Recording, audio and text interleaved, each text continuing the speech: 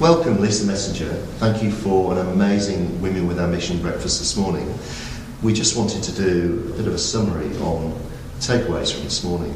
I think the first question will be, what are the secrets of your success? Oh, actually, first I've got to say that was one of the most extraordinary breakfasts I've ever been to. I had so much fun and met so many amazing people, so I'm very grateful.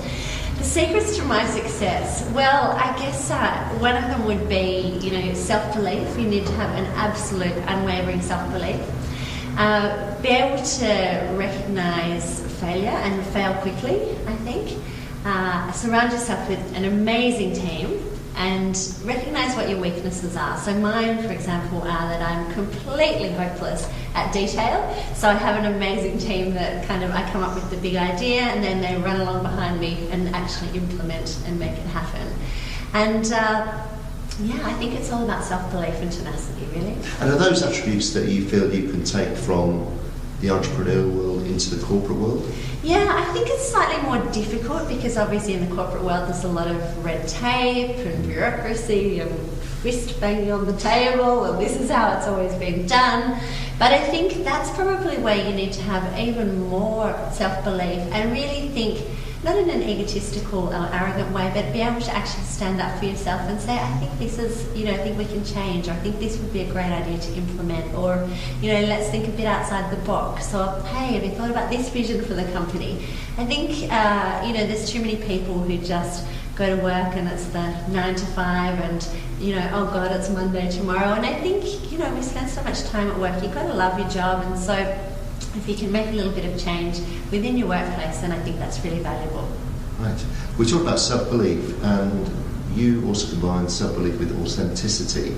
Yes. How do you put those two together? It's an interesting one because, on one hand you have to have this huge self-belief, so you've kind of got to really pump yourself up. But and back yourself because no one else will if you don't do that. But the other thing is, I think it's all about just really knowing what your values are and your beliefs and what your kind of greater purpose in the world is, and that's not always easy to work out. And then really just being yourself wherever you go, because I know whenever I walk into any room and I try and be anything but myself, it always falls over and goes pear-shaped. So. Right. One thing you talked to me about is failing fast.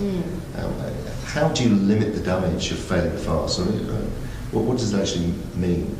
Yeah, so I think, and this is quite counterintuitive, so get ready for this, people. I think most people write, in anything they do, and this is just one example, but if you're starting a business, they would write a laborious, 100-page business plan and then, dot all the I's and cross all the T's and make it all perfect and do all the research. And then they take it to market and realise, well, no one's really interested in funding this. No one really wants to buy it. And actually, it was a really crap idea. Anyway. So I think what I do is I have 10 or 20 different ideas every single day, which can become a little frustrating and cumbersome.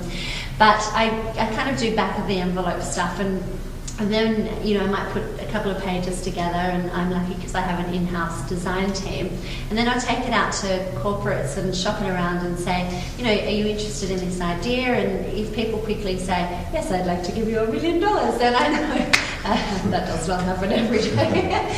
But it only takes someone. Look, if you were producing a book, for example, it would only take one person saying, I want to buy your book, here's $30 for your book, and you think, right, I'm going to do this now. It's almost making yourself accountable to someone else before you proceed, and knowing that people are actually interested in what you're going to sell. Right.